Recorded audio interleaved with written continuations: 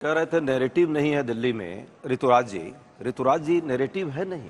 कचरा आपने मुक्त कर दिया, ये नैरेटिव है। इतने बड़े कचरे के पहाड़ खड़ा कर दिए, ये नैरेटिव है। बस में किसी को जगह नहीं मिल रही है, ये नैरेटिव है।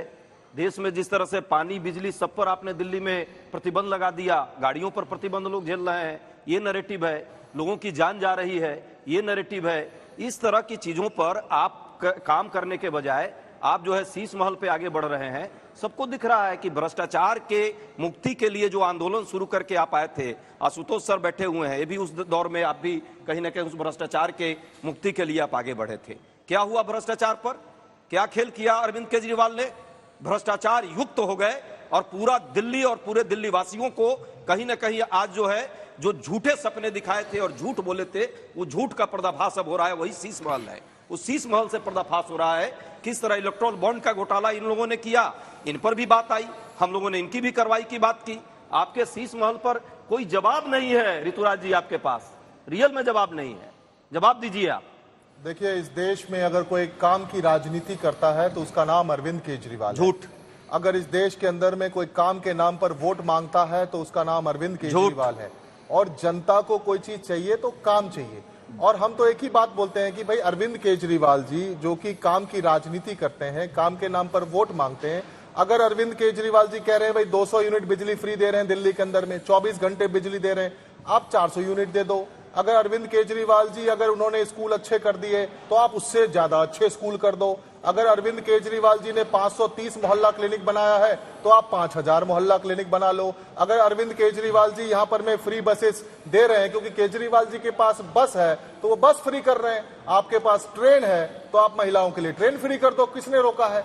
अगर अरविंद केजरीवाल जी बुजुर्गों की तीर्थ यात्रा करा रहे हैं तो आप उससे ज्यादा तीर्थ यात्रा कराओ। अगर अरविंद केजरीवाल जी महिला सम्मान योजना की बात कर रहे हैं 2100 रुपया, तो आप 5100 रुपया दे दो। अगर अरविंद केजरीवाल जी आज जो है सो संजीवनी योजना की बात कर रहे हैं, सबके लिए काम करने की बात कर रहे हैं, पंक्ति में खड़ा हुआ अंतिम व्यक्ति का भला हो उसके लिए काम कर रहे हैं, तो आप उससे ज्यादा बड़ी लकीर खींच दो।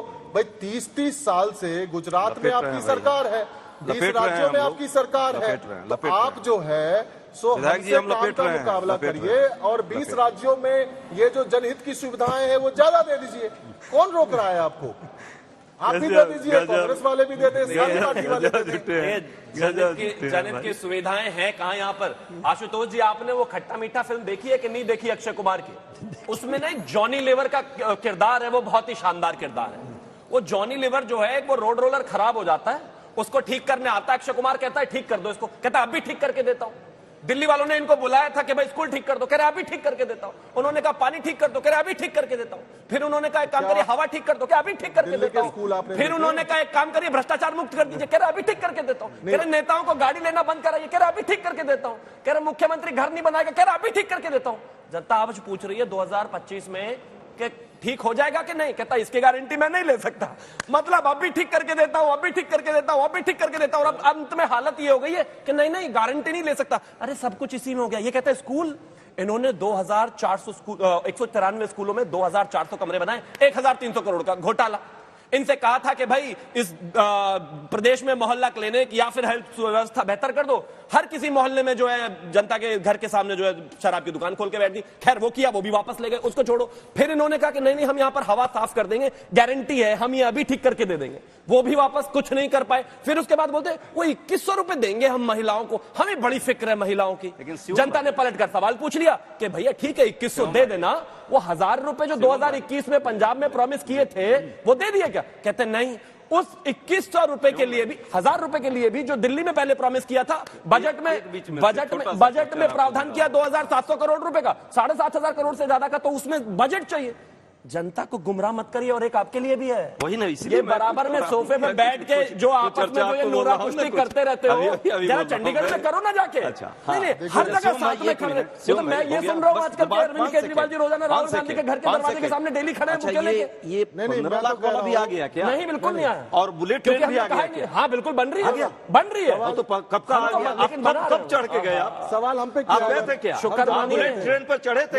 हम चढ़ाएंगे। दिल्ली में दिल्ली में अपराध मुक्त होना था। हम जरूर अपराध मुक्त भी हो गया दिल्ली। ओहो, ये तो शायद दिल्ली पुलिस आपके अंडर में है। नहीं, बिल्कुल बिल्कुल, मैं तो बिल्कुल है, आपके अंडर में, आप कहिएगा उनके अंडर में। हमारे अंडर अच्छा, में। ये डीडीए किसके अंडर में है? आपस में कवाली हो रही है इधर। आशुतोष जी, आप बोलिए, आशुतोष जी, एक सेकंड, अच्छा, ठीक है। एक सेकंड, बस एक सेकंड। देखिए, अब बात आई है काम की। भाई 30-30 साल से गुजरात में आपकी सरकार है। आज स्थिति ये है स्कूलों की, ना तो टॉयलेट है, ना बिल्डिंग है, ना पढ़ाई है, ना टीचर है। अरे दिल्ली पर और सब आइए। एक सेकंड, बहुत सारा इन्होंने वादा दिल्ली पर भी किया है। दिल्ली में 26 साल से ये है ही नहीं। इसीलिए मैं गुजरात की बात कर रहा हूं कि जहां पर है वहां का मॉडल चर्चा कर लेते हैं कि भैया एजुकेशन का मॉडल की अगर आप किया तो था अभी चर्चा जब हम जीत कर आए थे। अरे सुन अरे भाई चर्चा तो किया था। सुन लो ना। मतलब दिल्ली के चुनाव में भी चर्चा गुजरात मॉडल की करनी है भाई। करते उस गुजरात मॉडल पर आदरणीय प्रधानमंत्री जी प्रधानमंत्री बन गए, अभी भी गुजरात से आगे निकलिए। नहीं सकते, नहीं, दिल्ली पे आना पड़ेगा। जैसे ही सच्चाई दिल्ली में 26 साल से हो ही नहीं, आना पड़ेगा। एक बार सरकार बनी थी, शीश महल। 1993 बनी थी। ऋतुराज जी, मैंने तो सुना है आप दिन में 3 बार शीश महल जाते थे जब मुख्यमंत्री जी थे। अब बात तो कर लो उस पर। अच्छा चलिए, दिल्ली की चर्चा कर रहे हैं।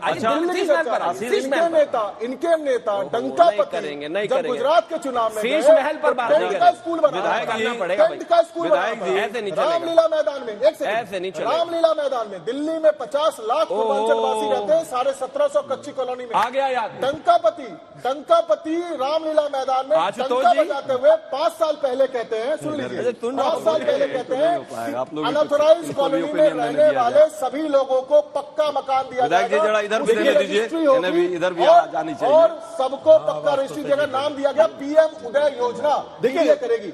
आज तक 5 लोगों को भी पक्का रजिस्ट्री देखिए इस चीज को है। आप ले लीजिए, मैं बस एक ही चीज कहना चाह रहा था। मैं बस एक ही चीज कहना चाह रहा था। बात करेंगे जैसे ही ऋतुराज जी एक करके बोल लेते ना, जैसे ही ऋतुराज जी ने नाम लिया होगा रामलीला का मैदान का दर्द तो आपको भी थोड़ा सा हुआ होगा। और रामलीला मैदान से निकला हुआ ये जो शीश महल में आकर फट गया। नहीं, रामलीला मैदान से निकला था, शीश महल पर आकर फंस। देखिए, अगर आप मेरी राय जानना चाहेंगे तो इस बार का जो चुनाव है ना, वो एक मायने में बिल्कुल अपने आप में अजूबा इसलिए है क्योंकि लगभग 11 साल से दिल्ली के अंदर आम आदमी पार्टी की सरकार, अगर आप 2013 को भी जोड़ लें तो बीच में कुछ समय के लिए जरूर प्रेसिडेंट रूल था, तो 11 साल के एंटी इनकम्बेंसी किसी भी सरकार के लिए एक बड़ी एंटी इनकम्बेंसी हो जाती। जैसे कि आपने लोकसभा का चुनाव देखा, प्रधानमंत्री नरेंद्र मोदी जी लोकप्रिय हैं, लेकिन उसके बावजूद भी भारतीय जनता पार्टी को 270 सीटें नहीं मिल पाई। तो बहुत सारे प्रोमिसेस आप करते हैं और उन प्रोमिसेस पे जनता को अगर लगता है कि आपने डिलीवर नहीं किया या आप उस पर खरे नहीं उतरे हैं, तो फिर जनता उसी हिसाब से उस पर एक असंतोष दिखता है। मुझे ऐसा लगता है कि 2013, 2015, 2020 की तुलना में 2025 का जो विधानसभा चुनाव है वो आम आदमी पार्टी के लिए सबसे मुश्किल चुनाव है, सबसे टफ चुनाव है। और भारतीय जनता पार्टी और कांग्रेस अगर अपने स्तर पर अगर मजबूती से चुनाव लड़ेगी तो जरूर दिक्कत आएगी। लेकिन अभी मैं तो फिलहाल इस स्थिति में नहीं हूं कहने में कौन जीतेगा कौन नहीं हारेगा, तो ज्योतिषियों का काम है करने के लिए, लेकिन दिक्कत जरूर होगी। और शायद जो 2015 में कामयाबी हासिल हुई थी या जो 2020 में कामयाबी हासिल हुई, उस तरह की कामयाबी शायद इस बार आम आदमी पार्टी को न मिले। आपको क्या लगता है? ऐसा है, मैं भी अभी सर मृत्युंजय जी बोल रहे फिर आप, क्योंकि थोड़ा सा नॉन पॉलिटिकल है जी सर। वो ये है कि अगर फ्री बीज ही करने हैं, अगर चीज फ्री देनी है तो इतनी बड़ी एडमिनिस्ट्रेशन की जरूरत क्या? क्यों आपने इतना बड़ा सेक्रेटेरिएट बनाया हुआ है? क्यों आपने इतने एक्सपर्ट रखे हुए हैं? क्यों इतने आपने इंजीनियर रखे हुए हैं? क्या जरूरत है इनकी? जितना बजट बनता है आप सारा बांट दीजिए, बांटने में तो कोई प्रॉब्लम नहीं। आजकल तो इन्होंने आसान तरीका निकाल लिया, सबके बैंक अकाउंट हैं, बैंक अकाउंट में पैसा ट्रांसफर करना है, एक अकाउंटेंट बैठ के सारा दिल्ली का काम कर देगा। सिर्फ फ्रीबीज से जजमेंट अगर आप करते हैं, मैं इन चीज़ों से देखता हूँ कि इतनी बड़ी आपने एडमिनिस्ट्रेशन बनाई है, क्या आपकी एडमिनिस्ट्रेशन फंक्शन कर रही है? आप उनको फंक्शन करने दे रहे हैं? आप लीडरशिप प्रोवाइड कर रहे हैं कि ताकि आपके चीफ सेक्रेटरीज या आपके जो सेक्रेटरीज हैं, अब आप एक स्टेटमेंट देते हो, अखबार में आ जाता है कि ये स्टेटमेंट गलत है। अब ये आज तक देखा गया? हमेशा लीडरशिप प्रोवाइड करते हैं। लीडरशिप वो होता है, लीडर वो होता है जो कि नीचे वालों को सिर्फ डरा धमका के, नहीं मैं इसको सस्पेंड कर दूंगा, मैं उसको सस्पेंड कर दूंगा, मैं इसको ट्रांसफर कर दूंगा। ये तो कोई भी कर सकता है। आप लीडरशिप प्रोवाइड करिए। तो सबसे बड़ा फेलियर मेरे मुताबिक इस गवर्नमेंट का ये रहा है कि आपने प्रॉपर लीडरशिप ब्यूरोक्रेसी को नहीं दी। और ब्यूरोक्रेसी के साथ लड़ाई झगड़ा आप करते रहे, उसको एलजी और बीजेपी के साथ कंपेयर करते रहे। आप ये देखिए ज्यादातर ब्यूरोक्रेट जो हैं जब यूपीएससी से या किसी डिफिकल्ट एग्जाम से आए हैं, किसी पॉलिटिकल पार्टी से नहीं उनको सेलेक्ट किया गया। तो जब आगे पॉलिटिसाइज हो जाते हैं थोड़े ब्यूरोक्रेट में, ये डिनाई नहीं करता हूँ, बट बाय एंड लार्ज नहीं होते लोग। अब आपके इश्यूज हैं इतने बड़े, जहाँ जमुना की क्लीनिंग है, ये बहुत बड़ा टेक्निकल इशू है। अब आप ये देखिए कि जब भी बारिश आती है दिल्ली में पानी फैल जाता है। ये कोई पॉलिटिकल इशू नहीं है, ये भी एडमिनिस्ट्रेटिव और टेक्निकल इशू है। तो टेक्निकल बंदों को इस प्रॉब्लम को सॉल्व करने दीजिए ना। अगर उनको मान लीजिए 10 करोड़ रुपए चाहिए हैं एक काम करने के लिए, उनको दीजिए ना ये पैसे। अब आप हर चीज आप कहेंगे जी मैं जिस तरह कहूंगा वही होगा। तो इसमें इस गवर्नमेंट की मैं एक और एग्जांपल आपको देना चाहता हूं, दैट्स ऑल। मैं एक एग्जांपल देना चाहता हूं। एजुकेशन की इतनी बात हो रही है, मुझे याद है जब मैं चीफ सेक्रेटरी था तो 10th का रिजल्ट 29% था। ये मैं बात कर रहा हूँ 2000 से पहले की। 2013 में ये रिजल्ट बढ़ के 97% हो गया। तो आप ये देखिए वो इम्प्रूवमेंट है, क्या इम्प्रूवमेंट है कि 92 रह गया। तो अगर जज करना है तो सिर्फ ऑब्जेक्टिव बेसिस पे जज करिए किसी भी गवर्नमेंट को, किसी भी ब्यूरोक्रेसी। उसमें एक इशू ये भी है ना, क्योंकि दिल्ली के अंदर जो है वो एक तरीके से ज्वाइंट गवर्नमेंट है। 3 मसले ऐसे हैं, लैंड, लॉ, पब्लिक ऑर्डर, वो दिल्ली सरकार के पास नहीं है, वो केंद्र सरकार के पास है। तो जब तक दोनों कोऑपरेशन में काम नहीं करेंगे तब तक अकेली कोई सरकार यहाँ काम नहीं करेगी। मान लीजिए अगर दिल्ली सरकार को हॉस्पिटल बनाना है तो डीडीए के पास जाना पड़ेगा, और अगर लॉ एंड ऑर्डर की स्थिति अच्छी नहीं है तो भी उसका नुकसान होगा। तो मुझे लगता है दोनों की कहीं ना कहीं इसमें जिम्मेदारी बनती है। ये तो सर सबसे बड़ा सवाल है। जब से 10-11 वर्षों से केंद्र में आदरणीय मोदी जी की सरकार बनी, तो उनका तो जहां जहां जिन जिन राज्यों में विपक्ष की सरकारें हैं, तो उन्होंने सहयोग के बदले क्या किया, उनको डिस्टर्ब किया। जांच एजेंसियों के माध्यम से हो चाहे जिस रूप में हो, सहयोग तो किया नहीं।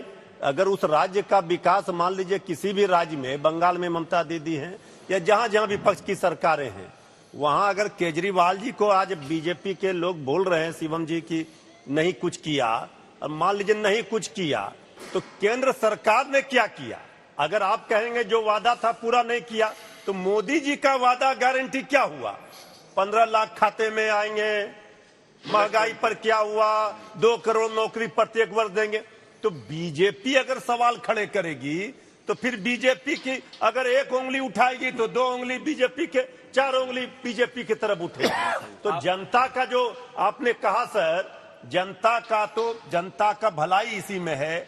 जनता का भलाई अगर सोचेंगे तो सरकारों को विपक्ष के साथ मिल करके, यही रहा है हमारा देश का, जहां जहां विपक्ष की सरकारें होती थी एक दूसरे से मिलकर के केंद्र सरकार राज्यों को सहयोग करती थी और वहां पर विकास होता था। अब तो सहयोगी दल भी हमारे बिहार में देखिए एनडीए की डबल इंजन की सरकार की बात करेंगे, लेकिन आज तक बिहार को विशेष राज्य का दर्जा नहीं दिया, विशेष पैकेज तक नहीं दिया।